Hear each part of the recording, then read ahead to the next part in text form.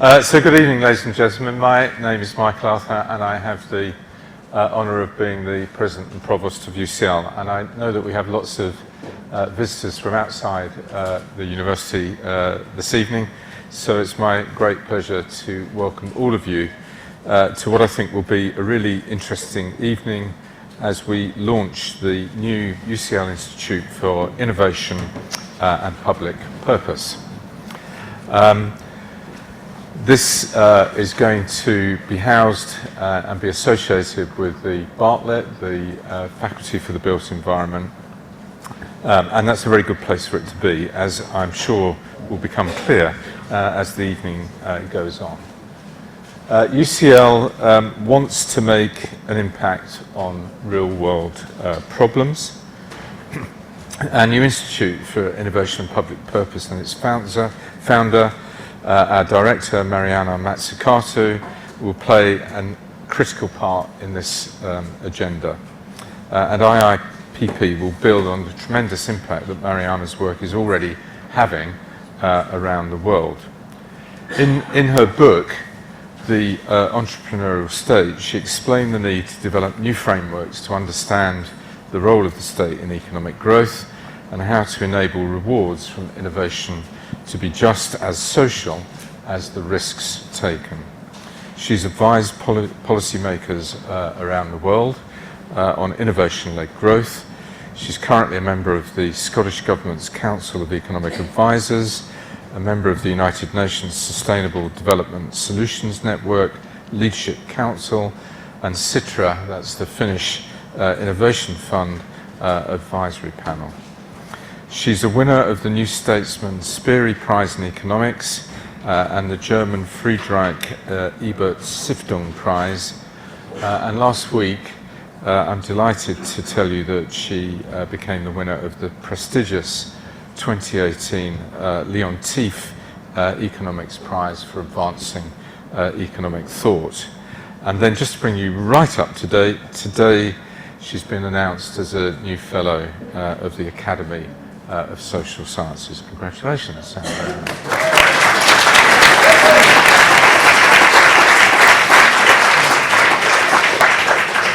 So my conclusion is that IIPP aims to break exciting new ground and rethink the role of the public in the economy. It's not as simple as is often characterized as a question of being public versus private. We need to think about how to build the dynamic partnerships needed to tackle the grand challenges of the 21st century.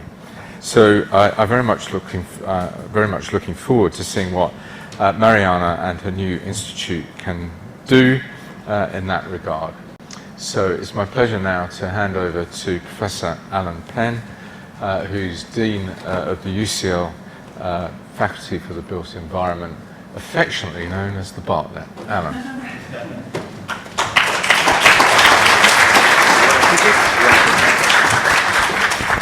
That's okay.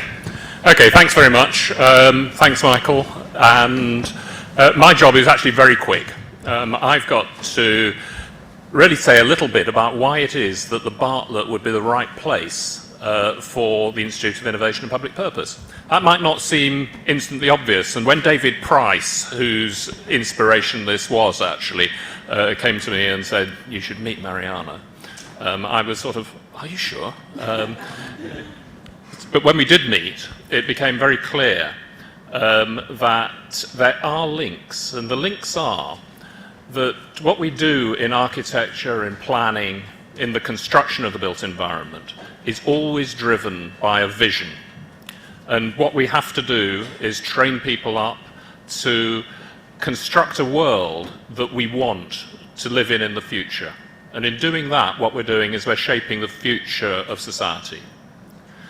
Now, it seems that the whole idea about public purpose and about the role of the state in mission-oriented projects, in working towards something with a direction and with vision, is actually the link. Personally, I believe that design is going to be a crucial component of how this Innovation and Public Purpose Institute will function. But for the moment, I think it's adequate to say that what we're doing is looking towards influencing government to take direction and to take responsibility for direction about the shape of future society. I'm not going to say anything about the current state of government. Okay, I'm going to hand over to Mariana. Mariana, thank you very much.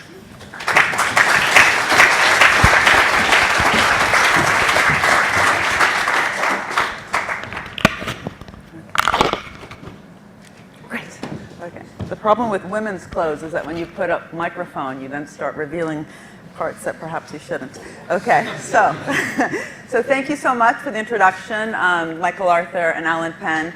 And David Price, it's completely true that it was David's fault that I'm here.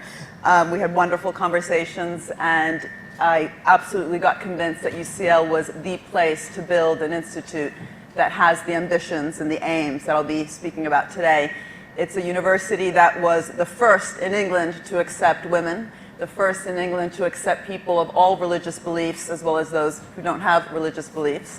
And it continues to be constantly reinventing itself in order to shape and direct also what is the university for. And that really is the Grand Challenges program, which very much, in fact, I think is at the heart of David's own office around research and impact. And Alan is completely right. There is really no better place to be housing this institute than in the School for the Built Environment. And why is that? Well, markets and the economy is built, right? Markets are actively shaped and co-created by the different types of actors. Sorry, I'm just trying to look for the clicker while I'm talking. Here we go. This might seem obvious to some people, probably the common person. Sure, markets are built, they're created. But actually, we often pretend that somehow there are these things called market forces or economic forces. And that also gives sort of an excuse to different actors in the economy. And I'll be focusing today, by the way, on the public, but this is all about partnerships. It's public, private, the voluntary sector, civil society that are actively co-shaping and co-creating markets. But this notion that there's these market forces and sometimes you got to do things that aren't that great, but we have to do it, is a really easy excuse that then gets us the wrong types of markets. Just think of two examples. Think of people like John Kay or Andy Haldane, who've been talking about the costs of short-termism, the problems with current corporate governance structures, the problems with what we often call financialization of the economy. So things like companies focusing too much on their share prices and buying back shares to boost share prices, stock options, and executive pay. When you actually then speak to the companies that are doing that, and by the way, the ones that are the most financialized just happen to be in the energy sector and in the pharmaceutical sector, two very important parts of the economy that could be, if they were mission-driven, redirecting things. They say, well, yeah, but it's either they say there's no opportunities, or we'd like to do things differently, but there are these strong pressures coming to us from these shareholders. And that completely misses the point that actually there's a huge diversity between different types of firms in any given sector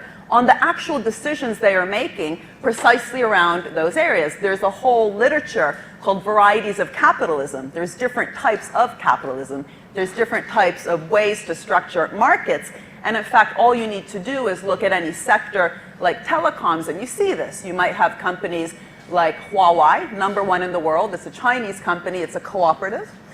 You might have companies like Ericsson, which comes from a part of the world, Scandinavia, where you have this stakeholder type of capitalism, where you have different people at the table actually negotiating and discussing what might have to happen to those profits. And then you have companies like Cisco, which are one of the companies that many people like Bill Izanik have talked about as being overly financialized. So there's this sort of, there's agency, there's strategic decisions, there's different types of decisions that these actors within the private sector can make. It's not true that the market is imposing a certain kind of behavior. And similarly, in the public sector, think of, again, critiques which many people of different stripes have made to this obsession, if you want, of cutting the deficit and saying that that perhaps is the wrong target. Some people talk about this as austerity. When you talk to particular policymakers who might be in charge of policies, let's just call it for simplicity now, the austerity policies, they too sometimes lazily use the word the market. It's the market pressure. It's the financial markets that are imposing this on us. And again, completely ignoring that there's all sorts of different ways that in fact we could run public institutions, and even the deficit itself could be seen and interpreted and understood in different types of ways. So by blaming the market, it's almost like excusing yourself from talking about the agency, the strategic decision making that is actually required in order to drive an economy and reach the kind of market outcomes we want. Anyway, all to make a long story short, markets are built, they are absolutely designed in the sense that all these different organizations themselves, I've already mentioned the word governance, are designed in different ways. Again, the word corporate governance or different types of public institutions, but especially their interactions. There's different ways in which different actors in the economy can interact. And we could think about design in that way too. I personally really dislike the word ecosystem, which is quite trendy nowadays when people want to talk about partnerships, because again, it sort of just assumes that that's a good thing. We're part of an ecosystem. Ignoring that there's different types of ecosystems. There's parasitic ecosystems, predator-prey ecosystems, mutualistic ecosystems, symbiotic ecosystems. So how do we design the interactions between public, private, voluntary sector, and of course the civil society movements, which have always been absolutely critical in capitalism informing markets in such a way that we actually get the market outcomes that we want. And this is a very exciting time to be thinking about that, because this notion that economic growth has not just a rate but also a direction is very much out there, especially after the financial crisis. Just go to the European Commission, you'll see it plastered all over the place. We want smart, inclusive, sustainable growth. You go to the UN, the OECD, different ministries around the world talk about particular types of growth. So bringing back agency, strategic decision making, consciousness into the organizations that are fundamental in capitalism in terms of how they're interacting is absolutely critical. And this in some ways is the aim of IIPP, which is especially within the public, not because the public is more important than any other actor, but bringing back agency, consciousness, purpose, decision-making, mission-orientedness within the public sector in order for it not only to help guide and direct, but especially also to be a better partner. You're going to be a more interesting, dynamic partner if you can do that, and I'll try to convince you about this. Now, this is also about value. I've just finished a book that should be coming out in March, if all goes well, actually about value, rethinking what do we even think about value. And I won't say much about that now, but what we're talking about when we talk about markets as outcomes is also about value. And I don't want to go into the word values, let's just use the word value for now. Value is a collective process. These different actors who I've already mentioned, public, private, voluntary sector, civil society, together create value. Now, you don't normally hear, when you think about different types of public institutions, the public as a value creator. You might think or hear how important it is for value to be redistributed in progressive ways, and we can use progressive taxation to do that. You might hear the word enabling or facilitating the value creators, but you don't really hear, and we don't have a theory about this, and I'll talk quite a bit about this particular point, about different public institutions in terms of co-creating value. And this is a huge problem. Why? Because being a value creator is actually exciting. Being a wealth creator makes you kind of confident, right? We are wealth creators. We're in Silicon Valley and we create wealth, and hence we need X, Y, and Z from government. We don't hear about the different government structures, instruments, policies, and how to formulate them in order to create wealth. Now, when I talk about confidence, it might be a simplistic word, but confidence matters when you have different people at the table negotiating. Okay, and everything gets negotiated, right? Patents, this thing we call IPR, intellectual property rights. They're not rights, they're contracts. They have to be negotiated. If you're not confident, you probably won't negotiate very well. I'll give you some examples later, but there's some very interesting things that have occurred over the last 200 years when you had different partners at the table that were equally confident. When instead you have some that are considered the wealth creators and who are taking really cool courses. This must have gone bad transferring from my computer to this screen. It looked much better online. Taking these cool courses called strategic management, organizational behavior, decision sciences. Why are they taking those classes in business schools? Regardless of whether you've been to a business school or not, just believe me, these are 3 interesting classes that leading executives are asked to take in order to create value. Think about your strategy. Think about how to rejuvenate yourself when you become big, right? Because companies, when they become big and bureaucratic, might get a bit too inertial, a bit too slow. How do you rejuvenate the mature corporation? That's actually a famous textbook. How do you actually make decisions in such ways that also enable bottom-up experimentation so you can direct the company, but at the same time really welcome the explorative capacity of your workforce? These things are taught because companies and the people leading them, the men and women leading them, are told that they're creating value. So of course you should take these classes. And of course then on the ground, inside the businesses, they of course want to be investing in their capabilities and their competencies. They are proud to be risk takers. They're even proud sometimes when they fail. Look, we failed, we didn't care, we got up again, and that is what entrepreneurship is, right? Willingness to take risks, not being risk averse. You're proud to do that. And so you should also learn about how to think about that. Risk-taking, portfolios. You welcome uncertainty. You don't fear it. You know things might be hard, and you kind of brag about that process. You learn from trial and error.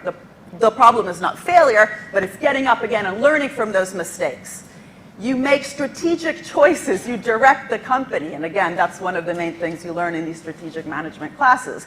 And if you listen to Steve Jobs, and he gave this very inspirational talk to the 2005 Stanford graduating class, you have to be hungry and foolish, a bit crazy, right? You don't want to become boring. God forbid, if a business leader is seen as boring, that is going to kill the company. You've got to be hungry and foolish and cool and constantly reinvent yourself in the company. These are all correct things. If you want to be creating value, you should be doing all these things. So I'm not making fun of any of these statements here. This is what you should be doing if you want to be a wealth creator. The problem is that if we don't understand that value is in fact collective, and you do have lots of different actors co-creating value, co-creating markets, and you only mythologize some, and think that others are just there, again, to enable, to facilitate, to redistribute existing value, whether it's progressive redistribution or regressive, then you wouldn't bother. You wouldn't bother. You would increasingly disinvest, potentially, from those processes, because all you need to really be doing is fixing some sort of background conditions, horizontal framework conditions. And for sure, you better not be a risk taker. Do not fail. And if you do, you're out. You will be, not on the 3rd page of the Daily Mail, on the front page, saying just how stupid you were for making this terrible mistake. And in fact, this is where the term that some of you might be familiar with, picking winners, comes from. As soon as you have something like the Concorde plane that is not flying, but received lots of different types, sorry, I'm trying to get a cup here, public investment, but it's not flying, you're told, why did you do that? Why did you bother making a plane? You're a private actor. You should have just facilitated that, invested in some education and some research, and don't pick a technology, don't pick a company, don't pick a sector, don't pick a direction. Just facilitate things and let the directions occur and be set by the wealth creators. And so what happens is you start believing this. Even people in this room, including myself, often use these words. And then I always say, oh, whoops, I wasn't supposed to say that, given that I just lectured people against that word. The term intervention. How many of us use the word intervention in positive ways? Well, we should have this policy intervention to do that or the other thing. If we say markets are co-created and co-shaped by different actors, the word intervention actually makes no sense to say that policy is intervening in something called the market. Policy is co-shaping, co-creating that. Again, these words de-risking, we use it all the time that, in order to get this really difficult thing done, whether it's infrastructure or a great new energy project, we might say we need the public sector to de-risk that process, forgetting actually the history, in this case of energy innovation, where you often had public actors absolutely actively taking risks, acting as an investor of first resort, not just a lender of last resort. Level the playing field, horizontal conditions, framework conditions. Again, anyone familiar with the European Commission will know lots about these framework conditions. All important. So this is why it's difficult sometimes to say these things. You actually also have to do these things. You have to facilitate. You probably do have to de-risk. You probably do have to, in some cases, level and make sure that there is a playing field where everyone can, in theory, start off in the right, in the same conditions. There's all sorts of different types of market failures, but this notion that at best what you're doing is fixing something called a market failure is what I want to argue is incredibly problematic. I usually spend a whole 30 minutes just on that point, but this notion that, again, you have a market and sometimes it screws up, and we know we've just lived through a massive mess up, which was the financial crisis.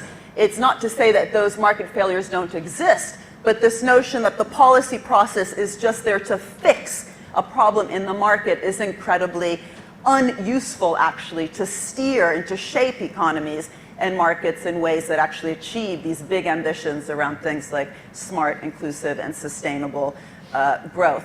Market failures, by the way, in our area, like in David Price's area, innovation, the classic market failure would be when you have a positive externality where different types of actors will be benefiting from a particular type of investment, like knowledge, and so you have underinvestment in things like basic science, and so the public sector invests in basic science more than the private sector. It would be foolish to say that's not a good point.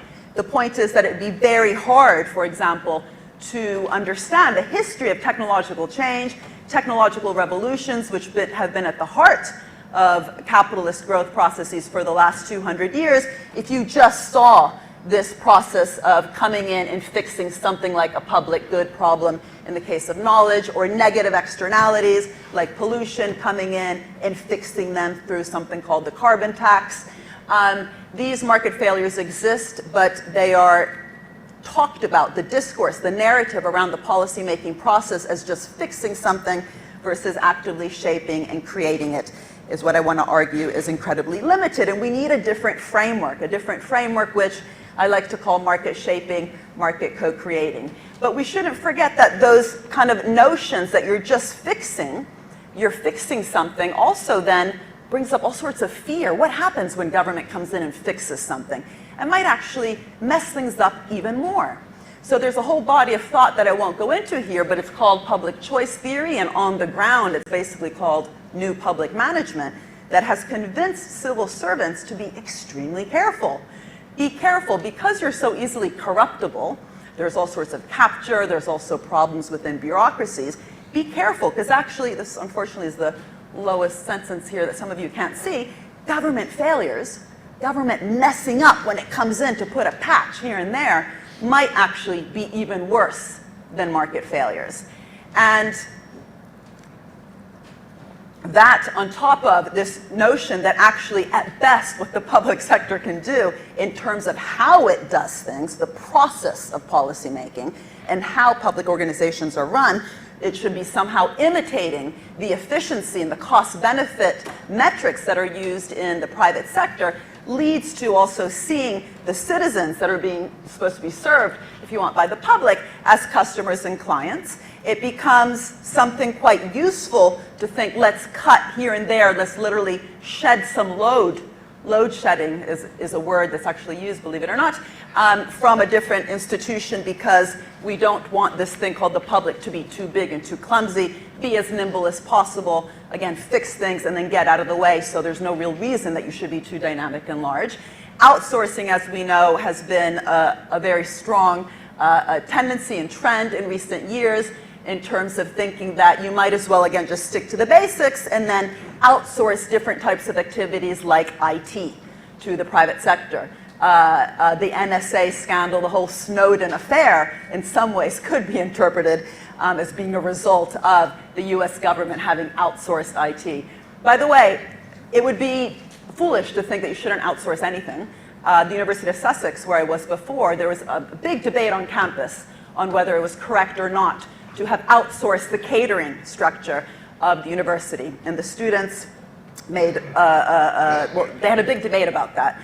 Now, one could argue that perhaps if you're outsourcing catering, that's not going to completely dismantle the university, but if you're outsourcing within a public institution the things that actually does, the things that go to its core, and I think Mike Bracken will soon talk about this in terms of just how important it is, for example, with IT to actually be developing internally the capacities and the capabilities for doing that, that could become a big problem. Anyway, so what's interesting is that even on the left, even the progressives have to some extent bought into this. Now, I'm not saying Stiglitz has completely, but this is very interesting in a book that he wrote, The Economics of the Public Sector. He says there's a compelling argument actually against public production, the public actually doing stuff, creating directly value beyond, if you want, facilitating that value creation. Often governments, in fact, seem to be quite inefficient producers. Equally, I would argue that the way that Keynes has been misunderstood by some modern-day Keynesians is also a result of this, seeing the role of the public spend as simply being necessary when things go bad in the sense of a recession, right? So the need for counter-cyclical investment, counter-cyclical spending through government, of course we know that's very important, but it would be very hard to see the history of some very important changes where the public was important if you just view it as had come in to fix the business cycle problem. Right? In fact, the investments that I wrote about in the entrepreneurial state, which are basically all the things in your iPhones that make it smart, don't worry, I won't do that part of the story, you've heard it before, actually occurred in the boom. It was not in order to fix the recession problem. So we need a theory. When should the public do something? When should it do it? How should it do it? Is it just fixing, or is there something else? And this notion, I've been talking quite a bit about words, right? So leveling, fixing, just being there to de-risk. These are stories, right? I mean, we can pretend that there's theories behind it, and there's actually quite a lot of mathematical equations behind lots of the market failure apparatus, but this has actually constructed quite a story, a discourse, a way that we talk about public institutions. And if I had to say what the aim is of our institute, the Institute for Innovation and Public Purpose, is to really rethink that story which has been guided by problematic theories, and we want to rethink the theory. We are not just going to be storytelling. It has translated into very specific frameworks that are guiding departments of health, departments of energy, departments of defense, departments of education, and how these departments interact or not interact. I am extremely lucky to be co-directing this institute with Rainer Cattell, who's joined us on September 1st. Where are you, Rainer? Somewhere, there you are. From Estonia. Rainer is one of the international leaders in rethinking the term bureaucracy. Why do we think bureaucracy is a bad word? Oh, that's bureaucratic.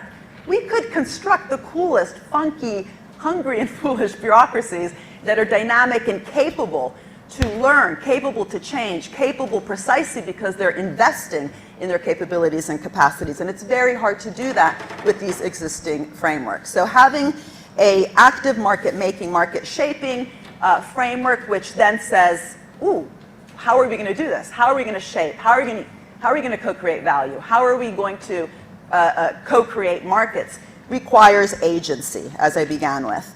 And it requires talking about public and talking about the public good. There's nothing wrong with the word public good, except how it's been used actually to constrain the imagination of what can be done. Think of what happened with the BBC, and Rolly Keating is here. He's on our advisory board. Many people are here from our advisory board. I'm extremely lucky to have such a dynamic and exciting one.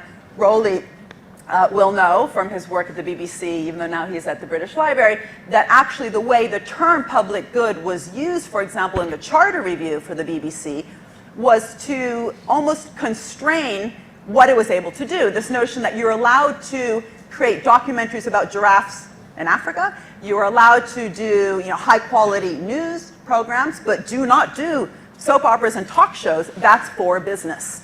Right? That sort of misses the point that independent of the format, literally in this case the format because we're talking about television, independent of the format, the point of the public is not to say, okay, this slice of the pizza, because I'm Italian, the market is yours, and this, these slices are for business, but actually how do we actively change the shape, change the direction, co-create this thing that we're trying to shape, as opposed to, independent of the format, but with the notion of public value, even through the soap operas, even through the talk shows. Similarly, if you look at public banks that are out there, there's some very active ones in the energy landscape. This notion that at best they should just be helping to construct some infrastructure in a country or help some ailing firms, versus, for example, what the KfW has done in Germany and then been nailed for it precisely because we don't have these sort of frameworks of directionality and agencies in the public, actively shaping and redirecting credit and finance in Germany to fulfill the Energiewende policy. And by the way, what's very interesting in Germany is that this Energiewende policy has been absolutely mission-oriented. It has not been focused on sectors like renewable energy, but greening through a public value perception the entire economy. So even steel has had to rethink itself and massively lower its material content through repurpose, reuse, and recycle in Germany, because there was this a strong purpose, if you want, that was set from above, but having also been basically a result of decades of civil society in Germany arguing that green was the right direction. We should be learning from these experiences and not see public goods as just corrections of a market failure, but actually as objectives to reach, and the policy process. Albert Hirschman often talked about this policy as a process, giving a lot of attention to what it means for actually the process dynamics. So public purpose is about thinking about public with a direction, not just facilitating, not just enabling, actually having a purpose that one could talk about in terms of a mission, one could also talk about it in terms of a vision, but where that comes from, is this just set by a dictator or an inspirational leader of a particular organization? No, public purpose and policy as process in the Albert Hirschman way must be going hand in hand. This is not, as actually Michael Arthur said very eloquently, about public versus private. This is about partnerships, but unless we rethink, revitalize, reinvest in the capacity making of the public, as opposed to outsourcing the capacities as we have seen over time, it's going to be extremely hard to develop these partnerships. And the mission-oriented thinking, I think, is extremely important, because when we look at the history of missions, whether it's going to the moon or this Energiewende policy that I just mentioned before, what we learn is just how much, in fact, by having a directed purpose, by actually going for something directly versus thinking you just have to facilitate it through things like tax incentives, that actually gets business excited. Now this word excitement, you shouldn't sort of laugh at it. This isn't about just, let's sound exciting. One of the biggest problems we have today in modern day capitalism is actually the lack of business investment. There's lots of hoarding. There's lots of financialization, as I mentioned in the beginning. How to unlock private investment, precisely also to get more co-investment between public and private, is key. And one of the interesting lessons, and this is just sort of a very detailed point, but incredibly important one in terms of how we design policies, coming back to the importance of design, is looking at the role that mission-oriented, strategic, investor of first resort, not lender of last resort investments have actually had in eventually getting business to come in and decide that it's actually interesting to be thinking about something like whether it's biotech, nanotech, or the green revolution today. But within these organizations, and this is some of the work that we've been doing for some time, and some of the research fellows who've joined IIPP recently are looking specifically within some classic mission-oriented organizations. It's very interesting, in fact, to see how they describe their own processes. It's very hard to find any public organization that has, in fact, tried to be purposeful to see how it describes itself simply in terms of fixing different market failures. They have missions, but how to actually enable then this attention that we're giving to the need for mission-orientedness to change then how we think about literally government, how we think about public sector in terms of an alternative to this public choice and new public management understanding of how to organize bureaucracies, as I was mentioning that Rainer looks at, is incredibly important. So when I spoke to, go backwards, to Cheryl Martin, who was one of the first directors of ARPA-E within the Department of Energy, she was very clear. She said, in order to be mission-oriented, when we think of ourselves with a purpose, we are actually going to have to trip and fall and make quite a few mistakes. In fact, we evaluate our success precisely through that process, how many risks we were willing to take, but then how much the successes actually impacted the economy. And when she introduced me at an ARPA-E convention where I gave a keynote, she was quite funny. I hadn't even read this article. It was a Forbes article where she said that they had described me as basically saying things that were heretical to everything that Forbes had stood for 96 years.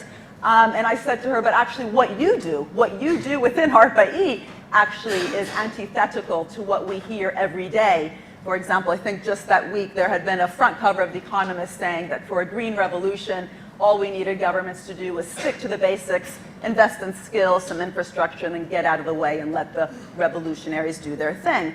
So when you look within mission-oriented organizations, and do not think just of high tech, don't think of technology, think of those organizations in the healthcare industry, those organizations in the educational industry that have actually really rethought themselves and in that process rethought their landscapes, they had to take risks. They had to absolutely learn by pivoting every now and then, evaluating what they were doing dynamically in terms of the different spillovers also that they were creating through a particular policy, perhaps then also changing their minds along the way. But how those dynamic evaluation techniques are structured, why you should even bother taking a risk and be willing to do it is absolutely connected to the theory of what we think the public sector is for in the first place.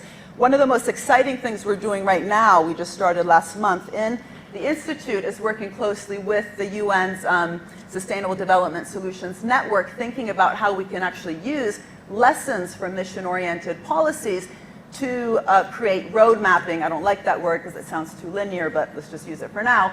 Road mapping to actually achieve the Sustainable Development Goals. Because this is a real opportunity. These are goals that have actually been signed up to by more than 100 countries. Beneath them, there's about 150 targets.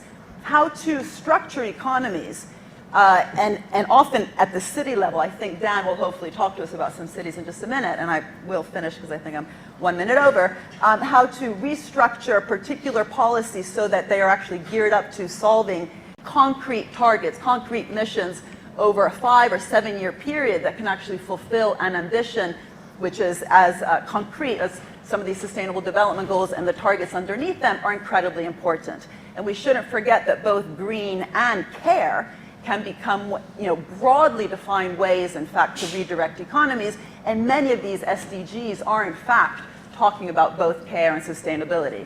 Industrial policy, which is back for the first time in many years, could also be redirected very much not in terms of thinking about sectors, but getting lots of different sectors to work together on concrete problems that are targeting, that are results of thinking about mission orientation and the SDGs and the targets beneath them. Barack Obama said something fantastic, which is we live and do business in the information age, but the last major reorganization of the government happened in the age of black and white TV. So what we would like to do very much in IIPP is to absolutely rethink government in the age of the digital revolution, but not to use that as a way to pretend that some actors who are more digitally enhanced are going to be important, but literally to rethink completely the frameworks that are guiding today what civil servants actually do. I'm not going to go through these at any extent, but we've been talking about these recently as ROAR. It's quite convenient that it comes from what lions do, and the cover of the Entrepreneurial State had a lion and a pussycat from a quote that Keynes wrote to Roosevelt when he said, we'd like to think that out there we have lots of actors that are lions, wolves, and tigers, but actually we have lots of pussycats. We have domesticated animals.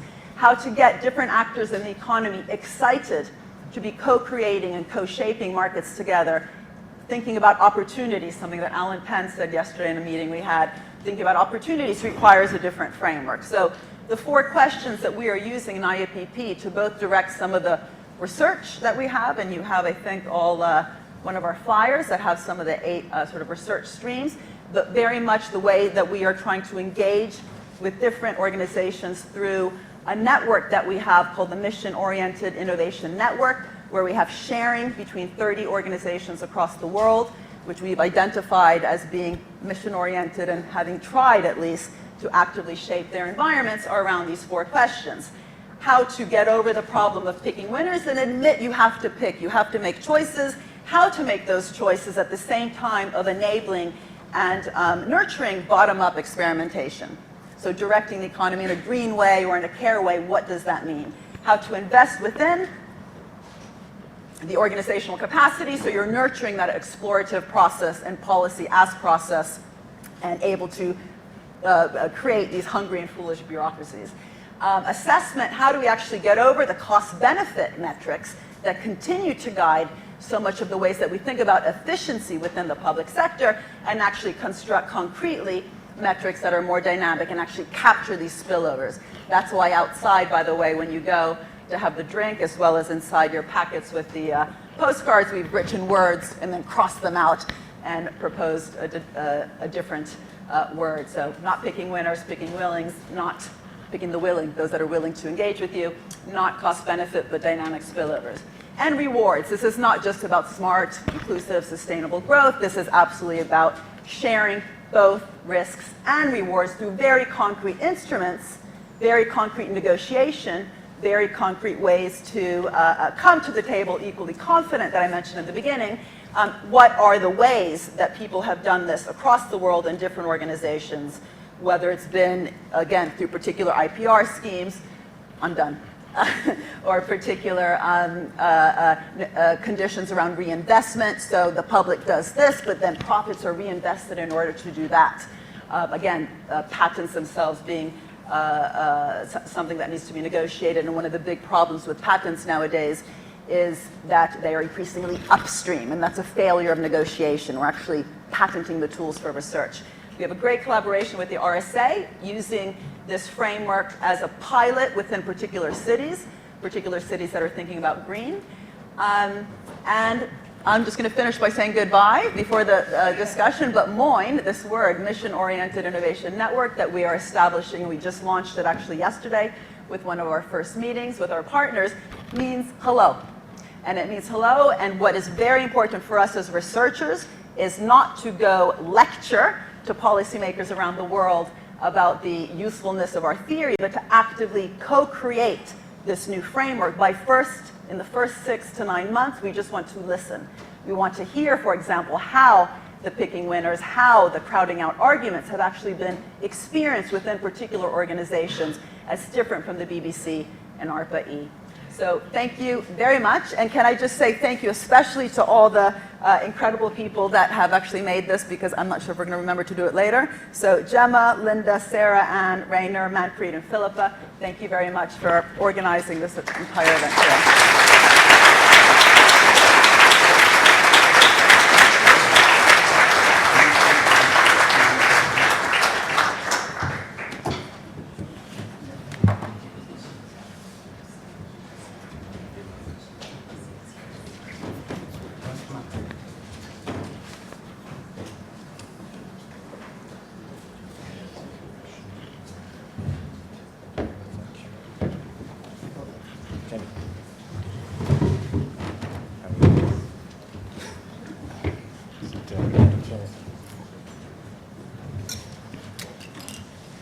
Well, good evening. My name is John Thornhill. I'm the innovation editor at the Financial Times, and it's a real pleasure and a privilege to be here this evening at the launch of this great Institute for Innovation and Public Purpose.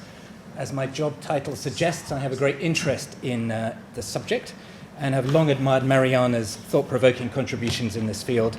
As she writes, there is so much mythology around on this subject, and I think Mariana is an extraordinary myth buster, as we have just heard in her great speech tonight. Now, we're joined by a terrific panel to discuss some of the issues that Mariana has raised this evening and debate the role that the Institute can play. These three gentlemen all have something in common as well, not just facial hair, which is that they all serve on the advisory board of the IIPP, and so they have, to use Mariana's rhetoric, a market-shaping role in the Institute. Dan Hill, on my left here, is an associate director of Arup and head of its digital studio. He is a designer and urbanist who has worked in Australia, Finland, and Italy, as well as the UK, and he is also, most importantly, a visiting professor at the Bartlett School. Mike Bracken is a partner at Public Digital, which advises governments around the world about digital transformation. He previously played an inspirational role in co-founding and running the Government Digital Service, which has served as a model for public sector innovation around the world. And on my left, we have Professor James Galbraith, who holds the Lloyd Benson Chair in Government Business Relations at the University of Texas, Austin. Jamie runs the University of Texas's Inequality Project and is also the author of several books, including The Predator State, How Conservatives Abandon the Free Market and Why Liberals Should Do So Too. Now, Dan, I am going to start with you. And in particular, I'd like you to respond to what Mariana was saying in her speech, in particular from your experience of working, trying to shape public sector, particularly in your role at Sitra, the Finnish Innovation Fund. So, Dan. Thank you. So I'm going to rattle through this rather quickly. Try not to stand in front of it, I suppose. That would be a start. Can you hear me okay? Yeah. So I'm sort of often working in this space here. In city governments, often in national governments or national concepts like Sitra, the Finnish Innovation Fund, now at Arup, often working with governments like the municipality in Amsterdam or the Greater London Authority, and really trying to pull these together. And this has been part of what the public sector innovation movement has done a lot of in the last 5-10 years or so. Basically squeezing those together so policy making can be informed by the insights you receive from delivery, the front end of things, how policies get enacted in places, and equally how the execution of delivery is absolutely fundamental to a successful policy. Previously, they were too far apart. Some things have led that, made that possible. Technology is one of them. But design practice engaging with governance and public policy making is another. And just the complexity of the challenges we're facing means that we can't simply face them in the old simplistic, separated ways, where we can think rather hard about things in a room and then assume that they'll get delivered and things will happen. So for example, things that are changing at the moment. So, this is a nice example from San Francisco. The sewers need upgrading in San Francisco because America. Climate change, nonetheless, and excessive rainwater has led to the sewers being inappropriate for what San Francisco needs. They're going to issue a $1.5 billion bond to upgrade those sewers. Nicholas DiMoncho, who is a professor at Berkeley, figured out instead you could, instead of upgrading the sewers, just plant 1,500 small copses of trees around the same region. That would prevent the water going down the sewers in the first place. And you'd have effectively 96% the same effect. For about half the money, 700 million instead. And you get trees, which means you can grow lemons because of California, that they usually get heat island effects, they clean the air, kids can play in them, and you don't, in the way that you don't really want kids playing in sewers, usually. So it's a much better solution, but much harder from a traditional government perspective. It's actually very easy to, in a way, write the bond issue for $1.5 billion. It seems to them quite hard to do 1,500 small distributed plots. In reality, it's not. It's just the way that we've organized things. So it would mean that distributed model and a participative approach working with communities, those tools exist, those practices exist, just not in government as it's been enacted recently. I'll skip this because the video is playing, I didn't expect that, it's PowerPoint. Autonomous shuttles, the kind of which you can about to see in the background, could replace MIT and ETH and Zurich in about 80% of private car use in cities.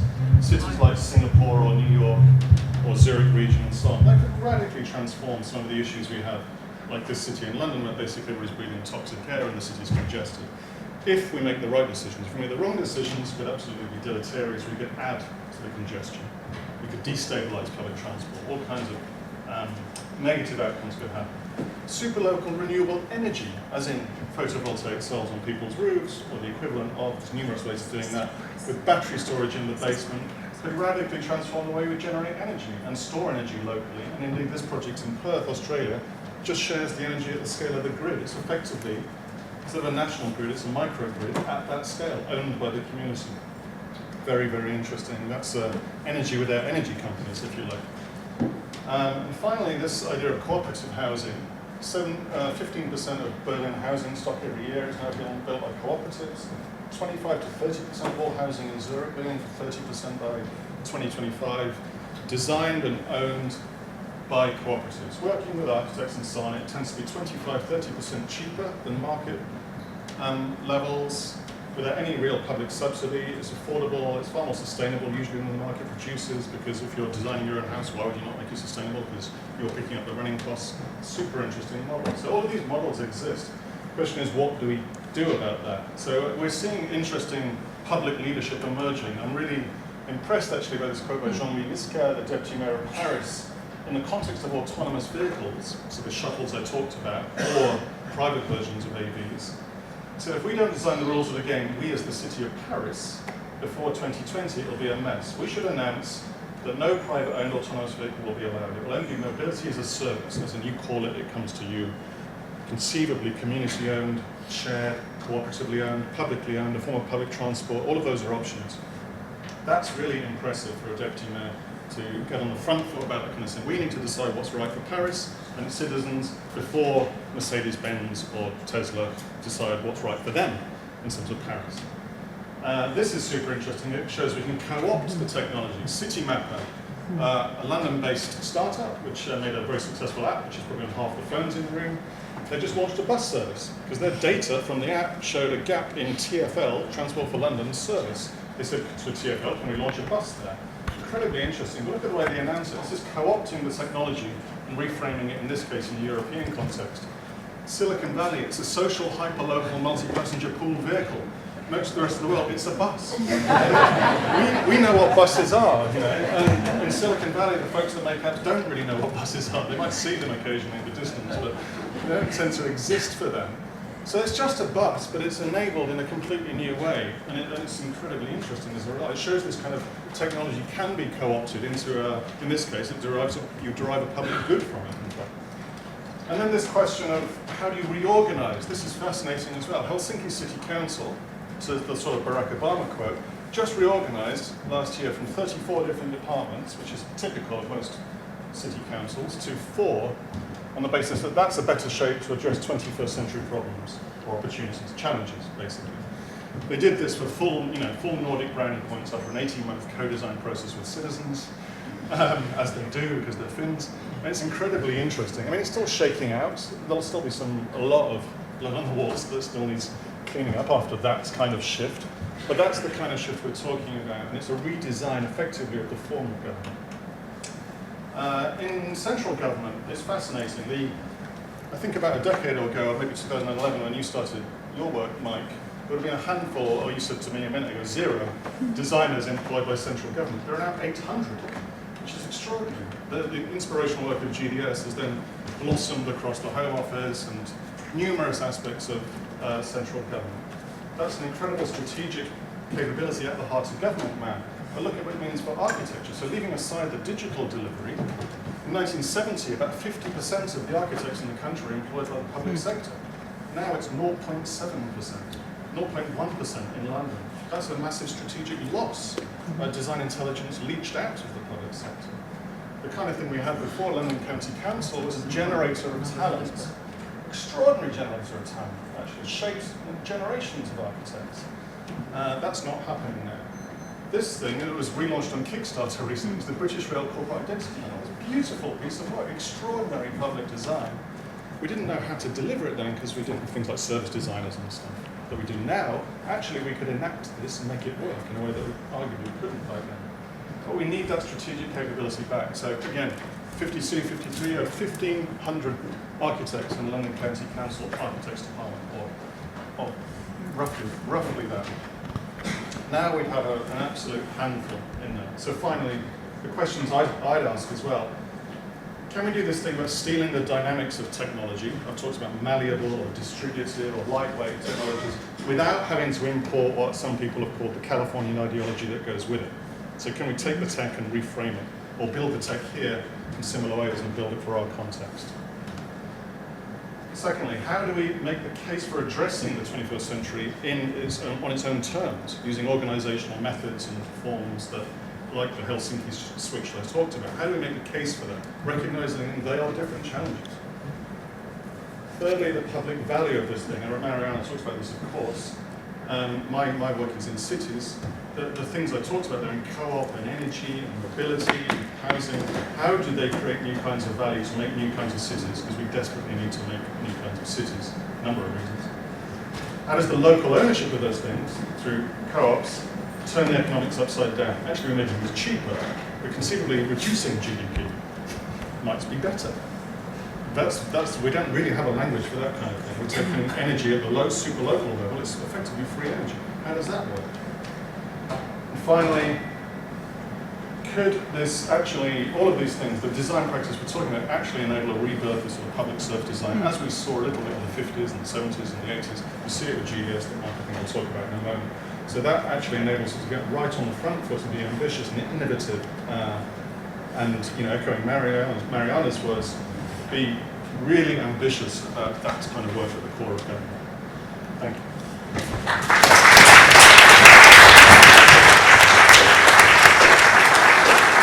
Fantastic, thank you very much, Dan.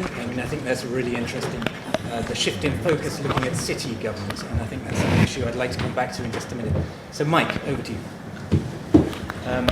Thank you. Like many of us in the room. Oh, hello. Thanks a lot. It's very good timing. Hello. Can you hear me all right? Yeah. Yeah, all right, I'm going to be really quick. I suspect like many others, I sort of want the loo soon anyway, so we'll all need to go. I'm Mike Bracken. The GDS thing has been mentioned a few times. Can I just ask, show of hands, who knows what it is? Yeah, more, less than, yeah. I'll just do a little bit of exposition for those who don't. I'm founder of Public Digital. I'm a visiting professor here at IIPP.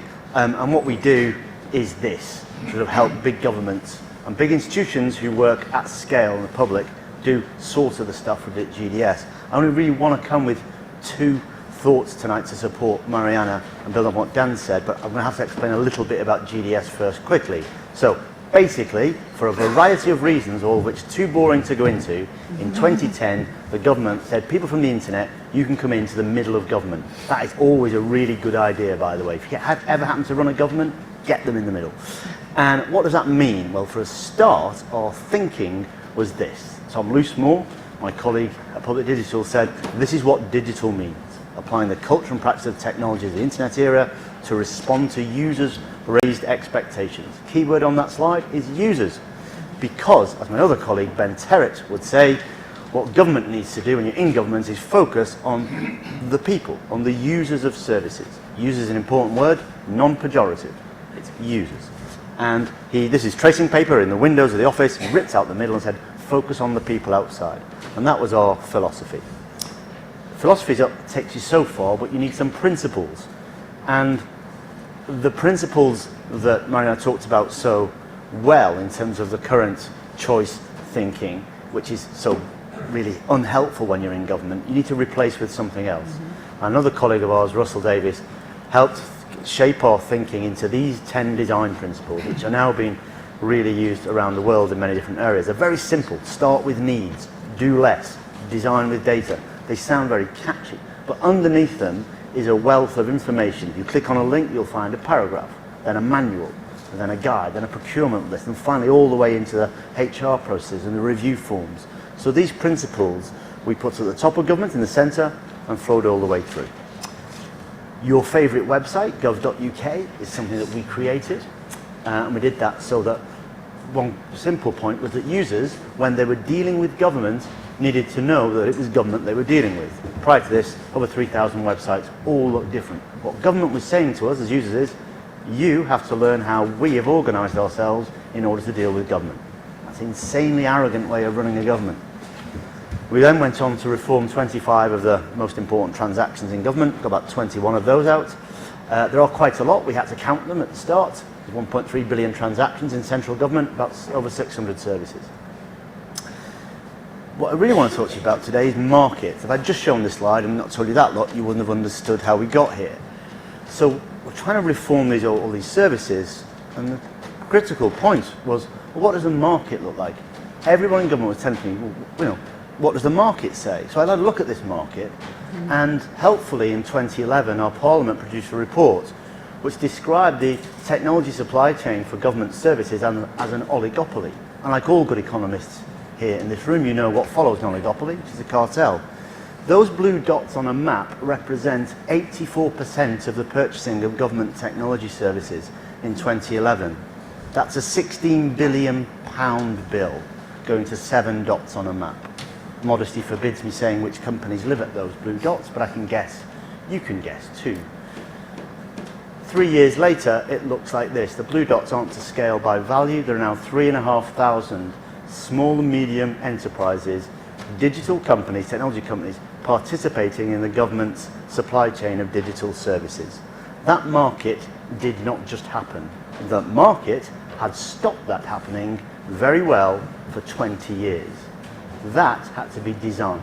We had to think about it. It needed a philosophy, needed principles. That's what we did. We designed it. We won Design of the Year in 2013. You can't enter that thing. You get given it by designers like Dan. Well, not Dan, but by designers. And we beat Thomas Heatherwick's Cauldron, which is always nice. The point about it is our design. You can design markets. The G-Cloud, this thing I've shown you, GDS itself as an institution was designed. And I think it's one of the few bits of evidence for what Mariana's saying is we can do this and do it at light speed as well. How do you do it? You write your own rules quickly. The last message I have to give, and I'm very aware of your sign, is this, is that these are all the rules we created. You will be called, if you try and do this, a disruptor, because you're disrupting markets. What you're actually doing is creating and designing new markets. And to do that, you have to write a lot of rules. To write a lot of rules, you need some help. And the biggest thing I didn't have in government, I had loads of help, loads of brilliant civil servants, loads of external help. The biggest thing I didn't help was economists. Because, seriously, because there was nowhere to go. There was no underpinning economic model that I could look at and say, this looks like that thing that we're doing. It was quite lonely. Now, the outcome was clear to see. These are Treasury figures, not mine. We actually saved a lot more than this, but Treasury being what they like, you know. But the point is, if we could do that very quickly in a system set up to not do this, think what could happen to governments if we had an underpinning economic model and an institution that was there to support people who were trying to do this. That reason alone is why I fully support this institution. I think it's absolutely vital that we succeed, and Mariana succeeds. Obama wrote me a nice letter, which is nice. Everyone should have one of them. But the critical thing is, the thing that we did is now recognised elsewhere around the world, but is now becoming the new normal. Governments around the world have got one of these things. All look a bit different, but generally the model is good. Now, what was one thing I learned about governments everywhere, because I'm going to Paraguay on Monday talking to them, is all governments are the same, do roughly the same thing. And they're fast followers. So if you get this right, everyone will do it. So that's why this institution is so important, because it can become a global institution for all the people around the world who are trying to change governments in this way. That's it from me. Thanks a lot.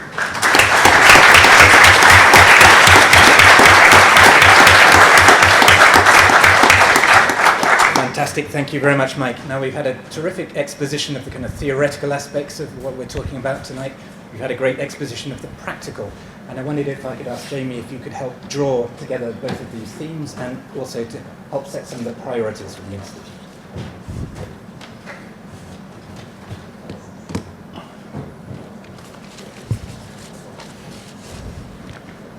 Thanks very much indeed, and it's a very great pleasure to say a few words tonight at the launch of the Institute for Innovation and Public Purpose, headed with style and imagination by Mariana Mazzucato, as in all she does. And I want to add also a special word of congratulations on the Leontiev Prize.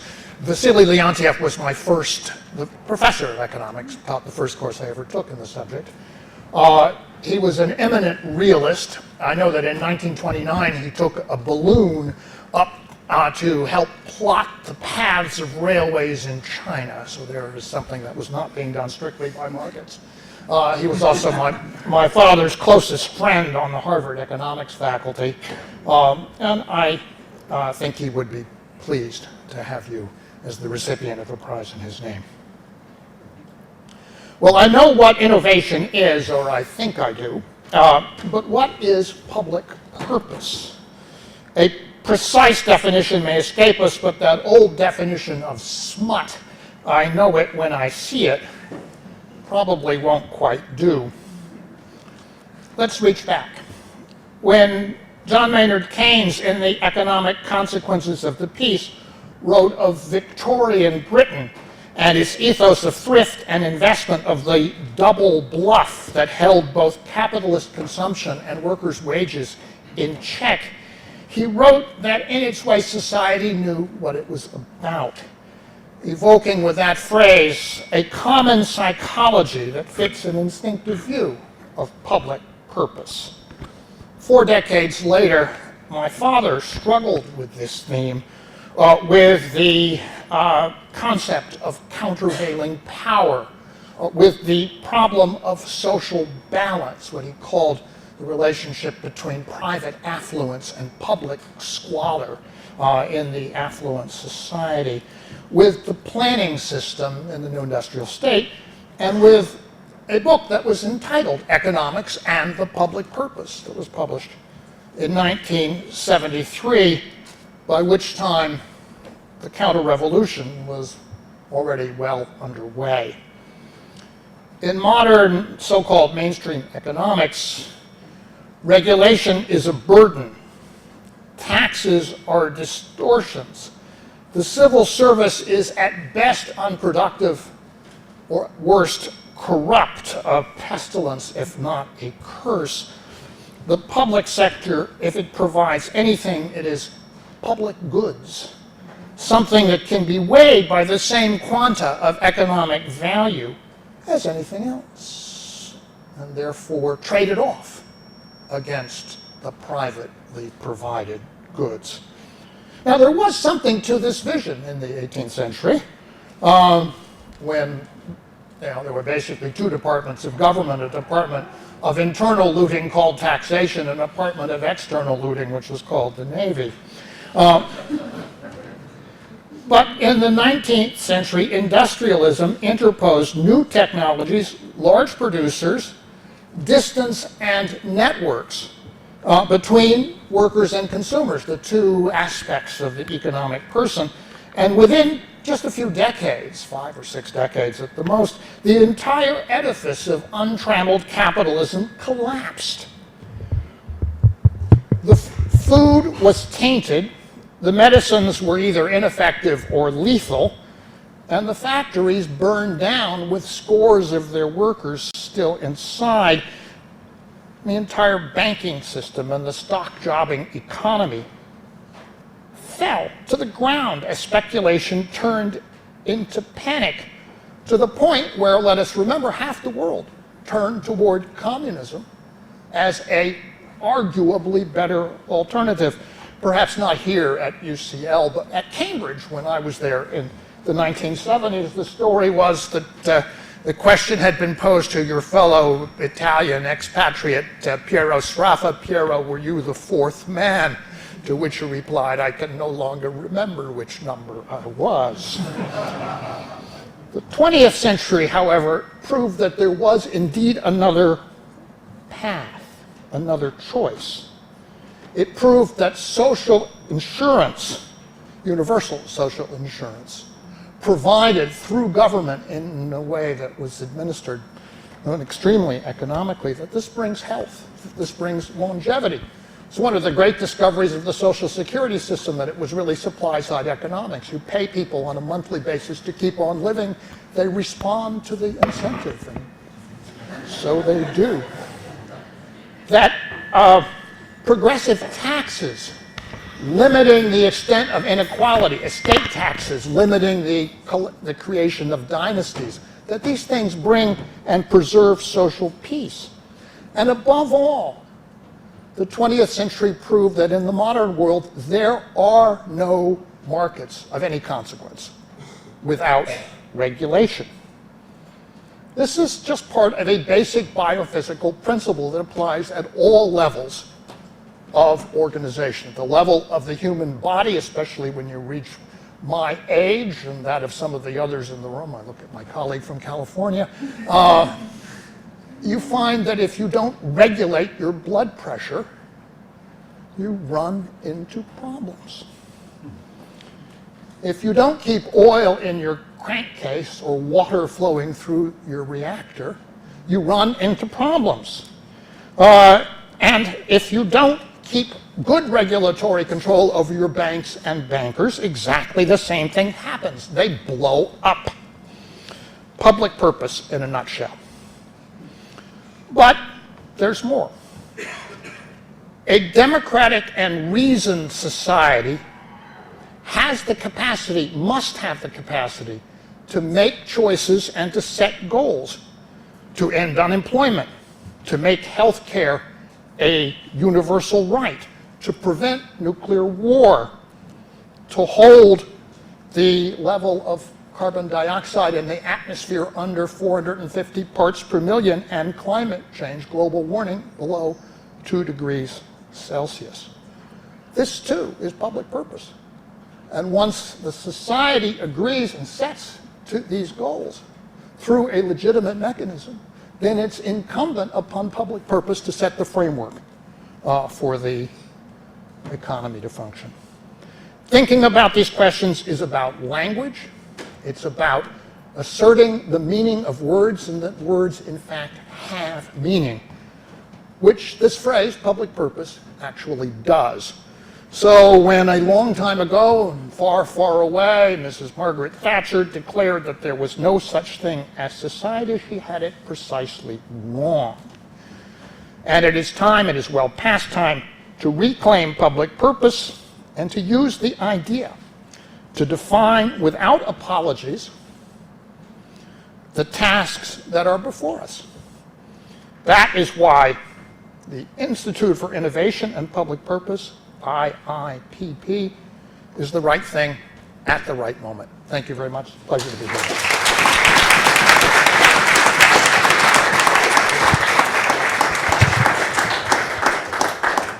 Thank you very much, Professor Galbraith.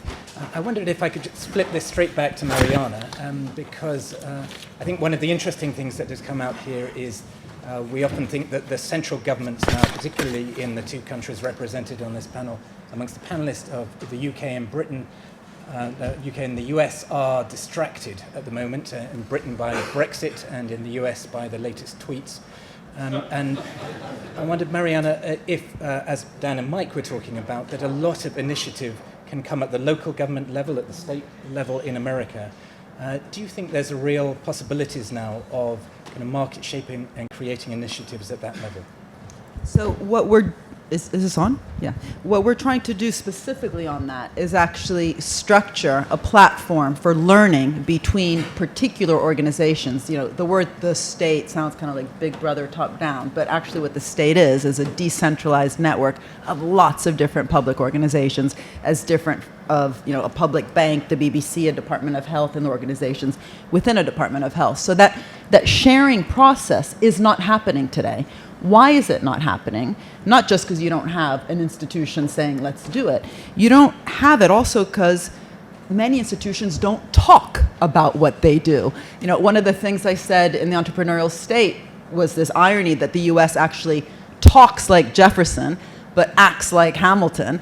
Now, you know, that point then was like, you know, let's actually look at what actually got us Silicon Valley, a huge amount of public investment. What are the lessons for that in terms of green? But more specifically, when you look at organizations, even when they're doing cool things, if they can't talk about it, then there's no learning in terms of what they're doing. So YASMA, Public Venture Capital Fund in Israel, which absolutely is not just seeing its role as helping all the SMEs in the country or just facilitating innovation, but has actually structured a portfolio, very dynamic portfolio, has thought about risk-taking and how that's different, risk-taking in public versus private, and they don't talk about it.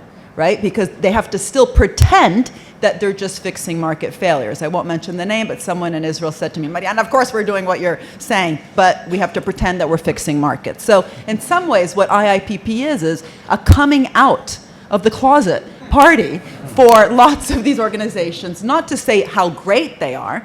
Some are great, some are not, lots of them make mistakes, but sharing that experience. And this is incredibly relevant to developing countries, to developed countries, to cities, to regions, to nation states. This is not about, is it the city, is it the nation? It's the organizational capacity and learning what works, what doesn't, but to even talk about it, you need to believe in it. And the problem now is we actually don't believe in this kind of collective value creation process. Is just this facilitating thing. So why talk about this kind of active strategic decision making? Now, one of the issues that you raise in your book, and also you were talking about here, which I was very pleased to learn about as a journalist, is that storytellers rule the world. That's Plato. But at the moment, a lot of people are telling the wrong kind of stories. So I'm very interested by thoughts on the panel about how we change the narrative. How do we change stories? So, Mike, do you want to? Yeah, so it's a great point. I mean, we had to, at GDS and elsewhere, just talk all the time and tell stories, but in a very different way. Government is especially lousy at communicating, despite millions of communications people, because it doesn't actually use the tools of communications that people want to use and consume. So we brought in, as well as designers, people Dan knows, we brought in people from the advertising and the service design culture. And we had those people communicating. We wrote pretty much everything is publicly available on blogs. It's still there now. You can go and find out, should you wish. Even the most minutiae of some technical infrastructure or some service design choices were all written about openly. And communicating in the open and using the tools of the internet to communicate is in and of itself a sort of countercultural thing to do. But the great thing about it is it's curatable in that it's not something you have to sell a political message. You can write it once, and it exists for a long time. People will save it and curate it and reuse it. So for people in positions where you can communicate these sorts of changes, it's vital that you do, because the message will go on for a lot longer than you think. Right, Dan, do you have some thoughts on this? I think the other thing that's doing is creating a sense of a public mission around the work and putting that out there as a very clear narrative. That's what you see with GDS and the work that it did, just working in public, exposing the seams of the work and the kind of the craft of the work, but doing that very clearly on an official government blog and then speaking at things like this. That meant partly that you get software engineers leaving Google to go and work at the Cabinet Office, which is words you wouldn't have expected to put in one sentence about 10 years ago, just almost impossible. So, I mean, that's really fundamental, this storytelling thing, because the narrative is so skewed the other way, usually, that if you're a bright young thing, a 22-year-old graduate or whatever, you go and work for McKinsey or Google or whatever. And I think that's some of the work that was going on at the BBC when I was there, when Rowley was there. We were very much working in public as well. Sometimes you get into trouble for that. I remember blogging about when I was at the radio and music thing and dropping MP3s of Beethoven's Ninth Symphony from Radio 3 onto the internet without really checking with the record industry first, which was a very interesting experiment in lots of ways. But nonetheless, those kinds of maneuvers actually are part of it. It's really like a hegemonic shift. It's beginning to shift a culture and the way that people think about the work that they do and where they do that. And that was, I think, fundamental to the work that you did as well. Right. Now I want to open this up to the floor because we've got some great people in the audience today who can contribute a lot to this debate. But just before I do that, I wondered, Jamie, could you talk about the different narratives in America? I mean, we clearly have a very clear narrative coming out of Washington at the moment, but there are lots of other narratives coming out of local government, state level as well. So. Well, I'm glad you think that what's coming out of Washington is clear. I'd say it was news to me. The word I would have used was abrasive and incoherent. And I suppose there's a certain clarity in that. The important thing that happened in the United States in 2016 was that for the first time in maybe 40 years at high level of American politics, a candidate proposed a clear alternative. And that was then, it proved to attract a large number of people, and especially young people, to a program that embodied this concept of public purpose. And I think this is happening, in fact, all over the world. It is not in a way that is immediately going to transform the way our societies are run, but it reflects the fact that history matters, and the fact that we came under a particular ideological bent in the 1970s that has lasted for practically my entire adult life, has had an effect on how people perceive things, and they cannot be fooled indefinitely. And the second thing I would say is really important is that institutions matter. So that the creation of an institute like this, and hopefully there will be many of them, that this will become something that becomes part of the warp and the woof of social life and discussion about how society should be run, then means that what was driven out of the sphere of dialogue because there was no place to conduct it 40 years ago comes back. And suddenly the society is more diverse, it's more open, and it is more likely to stumble into a successful path than was true before. Right. Now I'd like to open it up to questions from the floor. We have microphones roving around. Please could you just say who you are and who your question is directed to, and please, rather than reciting your doctoral thesis, if you could just ask a very pointed question or a very precise comment. So who would like to ask? Gentleman here.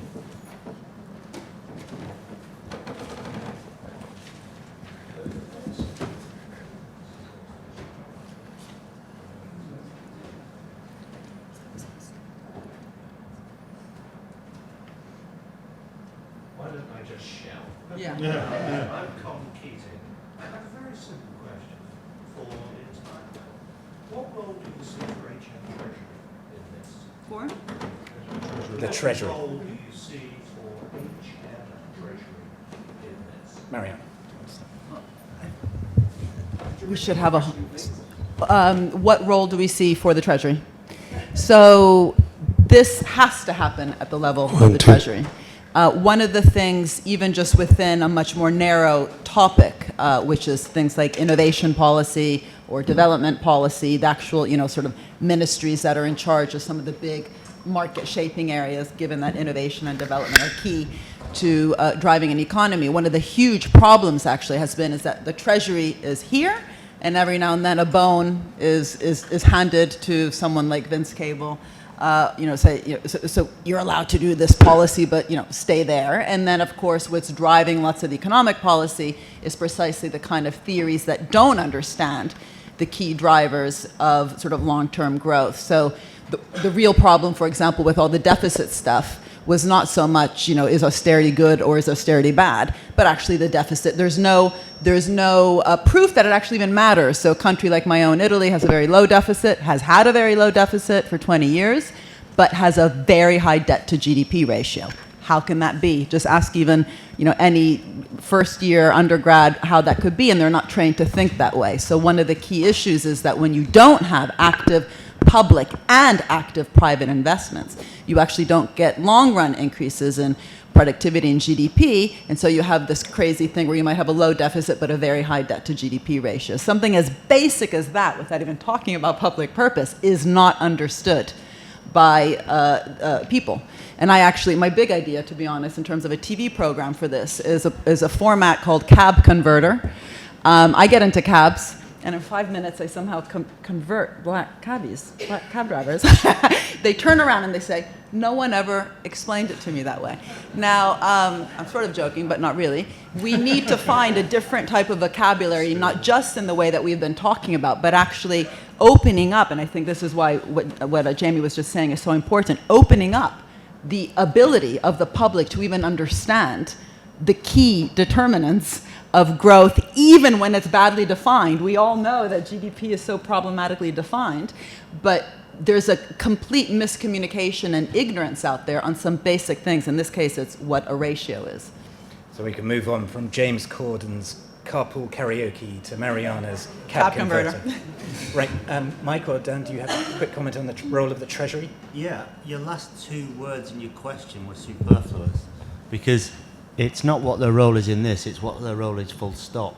So if you take the UK as an example, I would contend that it's firstly got to decide what it's for, because if you have macroeconomics running the operations of government, if effectively applying that logic to running the finance department of government, then it's not fit for purpose, nor vice versa. So I think the biggest problem that treasuries have got around the world is separating out the operations of government from the macroeconomic policies that they are following. And that might sound perverse, but ask anyone who's had to deal with treasury and you just want to cry and go home. And so I think that in the UK, it needs a very clear separation of duties, and I suspect the ongoing battles between Treasury and Cabinet Office are so boring, but probably need sorting out quite quickly. I haven't had to work with it like Mike, so I haven't had to cry and go home yet. But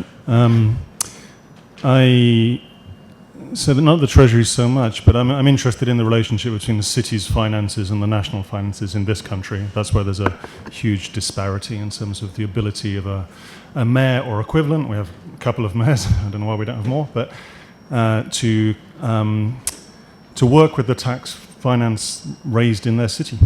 So that basically heads centrally. I think about 85% of it heads centrally from your average UK city. Someone like Paris, the mayor can work with about 85% of the finance raised within the city. They can redistribute accordingly. Now, not to say we should also have 85%, because in this country we haven't got an equal balance of an economy across London and the other cities. So there has to be a major redistribution of wealth from London to the other ones, just partly because, as Mike said, we haven't figured out what to do since those cities lost their original economic function. So I don't know specifically an answer for the Treasury, except that I would hope it would be a lot less in the future, because I think we'd have a lot more finance actually at the front end of where city economies are.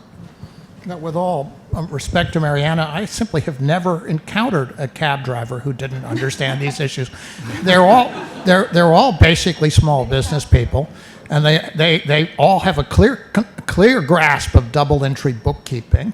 And the consistency between stocks and flows, it's perfectly straightforward. It's only the professors of economics and the high accountants and treasury departments who are stuck with the single entry bookkeeping that otherwise went out of fashion at the end of the Middle Ages. So I think it may perhaps a turnover of personnel is really the most important thing that can be done in this area.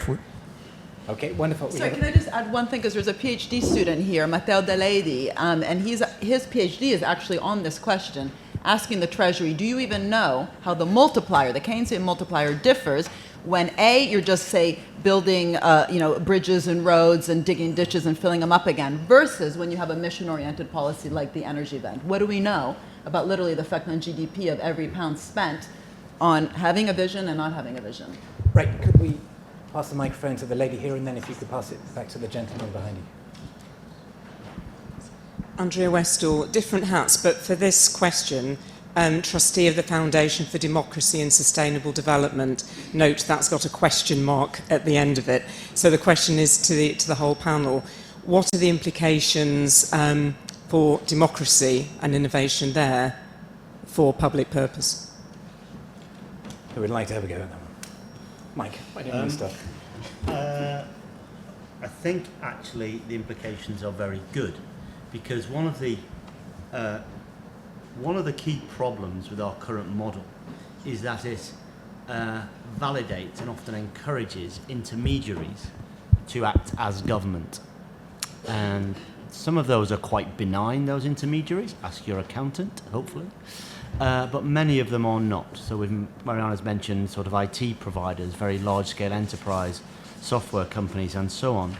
And they don't have the same values as public service. And what we witnessed, not my opinion, but the data we collected, shows that there is a continual decline of engagement, of even willingness to engage in government, when the services are not designed with empathy, when they're not clearly recognised as government.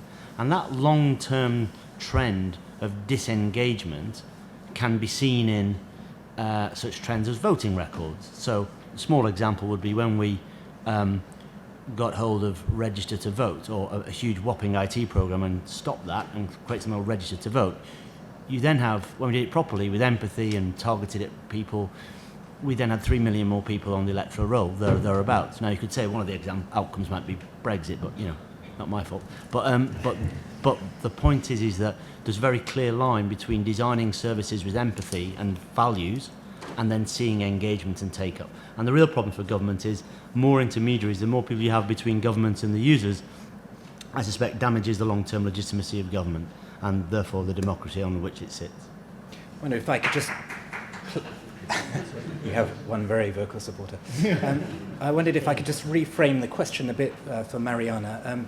We have a very interesting article up on the FT today, I have to get the plug in, about the Chinese electric vehicle market, which is a really interesting example of kind of a market-shaping initiative by the Chinese government. They already produce 45% of the world's electric vehicles, and the government has set a target for manufacturing of 7 million battery and hybrid vehicles by 2025. And I just wondered whether, in a strange way, authoritarian governments have a better capability of setting market priorities and market shaping, and whether that is not an issue, or do you think that democratic governments are more responsive to what the needs of society should be? So again, if you take the answer to the first question that we had, I can't remember who asked it, maybe it was you, that let's not think about countries but organizations. There could be many organizations within China, some that work, some that don't, some in the US, some that work, some that don't. What my experience is that what works in terms of setting a plan, setting a direction, but, and this is always the big but, enabling that kind of exploration, experimentation, the willingness to experiment and trial and error. What really matters is the organizational structure. So in the US, the way they've actually done this, and this is the kind of hidden story, the point of, talk Jefferson, act Hamilton, is that by actually having these mission-oriented organizations, top people are attracted to work there. And this, by the way, is also what happens in China for different reasons. It's a very meritocratic government. It has huge problems. This is not a rosy picture, but Singapore as well. Singapore does it, by the way, by paying $1 million to the heads of each department. But when Obama had his 800 billion stimulus program, something that in Europe we kind of forgot to do, and so countercyclical spending does matter, whoops, he didn't just do countercyclical. He said, at least in the beginning, let's direct this. Let's direct it towards green. And there's a book called The New Deal that tells that story. But what happened was that the top green, sort of, green again as a direction, people were like, oh, I'll come. So he got Steve Chu, Nobel Prize winning physicist, to want to direct the Department of Energy. There's no Nobel Prize winner running any department in any place of Europe.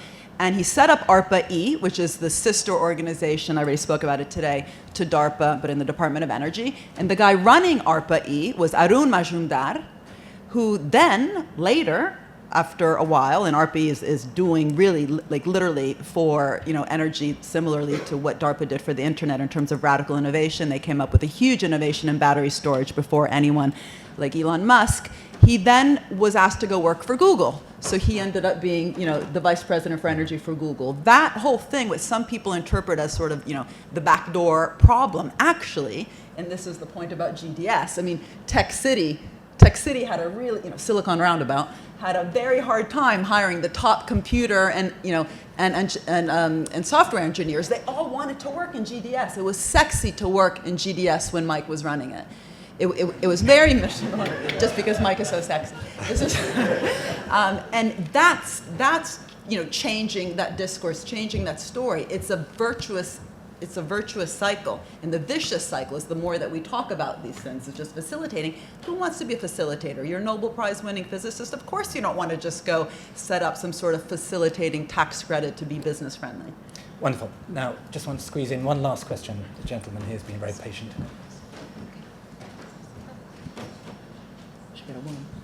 She was. Thank you. My name is Brian Collins. I'm Professor of Engineering Policy here at UCL, but at the back end of the noughties, I was the Chief Scientific Advisor of the DFT and what was then BER and then BIS, and all of you all know machinery of government change. My question is the nexus between tempo, co-creation and climate change. Climate change is a clock that we can't control the ticking rate of, except on scales of 2 or 3 decades. Co-creation is to do with the dynamics of the organizations that you're trying to put together to do co-creation, and they all have different, what I would call, heartbeat rates. And if we don't get those things in some level of sympathy, empathy, planning laws will be a thing that you tear your hair out. You change the digital space in government in 5 years flat. I lived through a whole period of government for 30 years where sod all happened. So it is possible to change things and change the tempo very quickly. But unless we do and get co-creation and everyone sitting, accepting the fact they want to change things at a similar rate, we're not going to deal with climate change. Okay. Does anyone want to respond to that? I would respond to it with one word, yes. That's absolutely correct. Yeah. Right. Absolutely correct. Now I have one final challenge for the 3 panelists, which is that you're all on the advisory panel. I would like to know what advice you offer. What is the one major, overwhelming piece of advice that you offer to the Institute? Mike.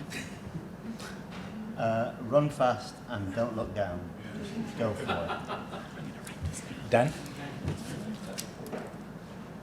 Run slowly. No.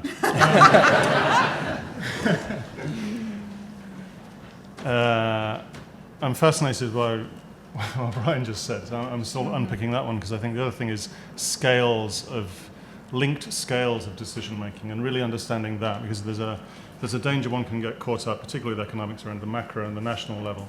And I think also, as well as these different heartbeats, we have different scales of decision making. We need to see as these nested series of decisions. So from the photovoltaic cell on your roof up to the national grid, from national rail service down to a local bike sharing scheme. Those are absolutely linked, and we don't have a very good way of thinking about that from a governance point of view. Right. Jamie? Well, I would just stress that we should remember that public purpose does depend on legitimacy. And in our society, legitimacy comes from effectively functioning democratic institutions. These cannot be run by the same people who are being regulated. There has to be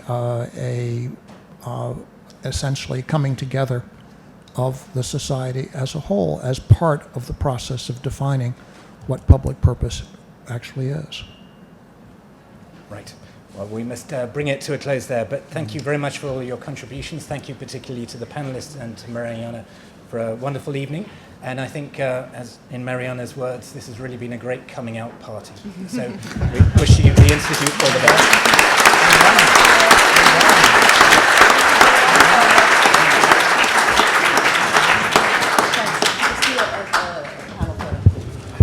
Thank you so much. It's all right. Thank you.